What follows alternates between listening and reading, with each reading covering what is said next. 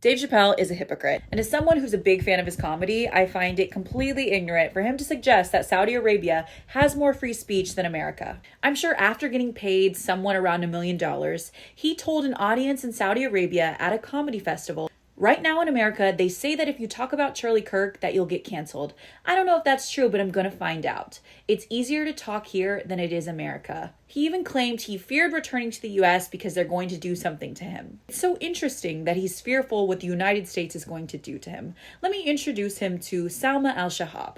In 2022, the Saudi Arabia government sentenced Salma to 34 years in prison for retweeting a women's rights activist. Her sentence was reduced to 4 years only because of global outrage. And this is Manahel Al-Otaibi, a fitness instructor that was sentenced to 11 years in prison for calling for an end of male guardianship in Saudi Arabia. And she was allegedly tortured and is currently missing just for speaking. And that is the reality of free speech in Saudi Arabia.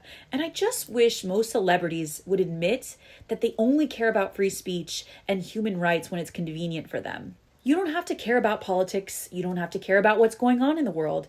But if you're going to, please admit that the right paycheck can buy the exception to your views. I would rather they do that than pretend that Saudi Arabia has some moral high ground over the United States.